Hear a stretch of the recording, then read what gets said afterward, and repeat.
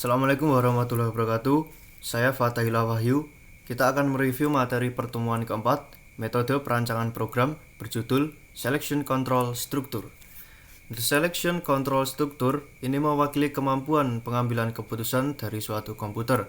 Kondisi dengan keadaan if berdasarkan pada perbandingan dua item dan biasanya dinyatakan dengan salah satu operator relasional seperti lebih besar dari atau less than, kurang dari greater than, sama dengan equal to, lebih besar sama dengan less than or equal to, lebih kecil sama dengan greater than or equal to, dan tidak sama dengan atau not equal to.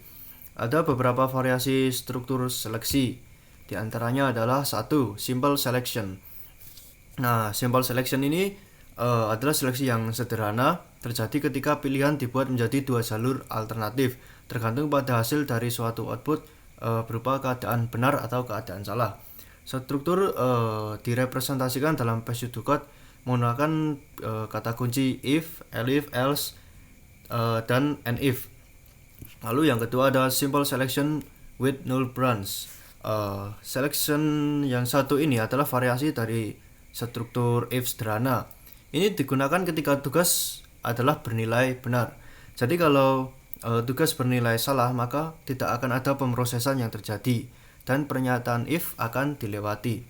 Lalu yang ketiga adalah combined selection atau kombinasi seleksi. Pernyataan if gabungan ini adalah pernyataan yang berisi beberapa kondisi, masing-masing terhubung dengan operator logika AND atau OR. Lalu yang keempat adalah nested selection. Pemilihan bersarang atau nested selection terjadi ketika if muncul dalam pernyataan if secara berkali-kali, maka disebut dengan suatu percabangan. Nah, pernyataan if bersarang ini dapat diklasifikasikan sebagai linear dan non-linear. Untuk linear nested if statement sendiri, bentuk if bersarang ini disebut linear karena setiap else segera mengikuti kondisi if yang sesuai dengannya. Pernyataan if bersarang harus diindentasi agar mudah dibaca dengan setiap if, elif, dan else yang sesuai dengan kinerjanya atau disejajarkan. Lalu ada non-linear nested if. Nah, disebut demikian karena pernyataan else atau else dapat dipisahkan dan dari pernyataan if dan dapat dipasangkan pula. Setiap pernyataan else dan and if harus disejajarkan dengan kondisi if yang sesuai dengannya.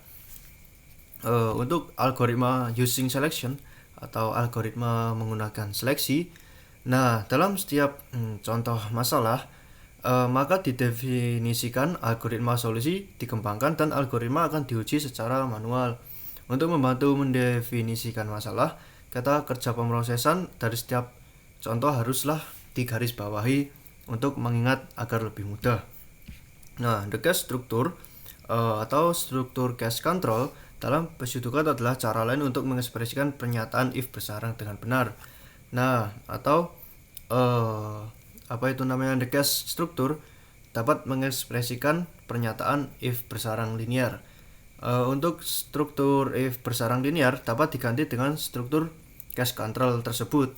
Nah, dalam struktur kasus, beberapa jalur logika alternatif dapat dipresentasikan. Dalam pseudocode, kata kunci case of dan end case berfungsi untuk mengidentifikasi struktur dengan beberapa nilai yang diindentasi.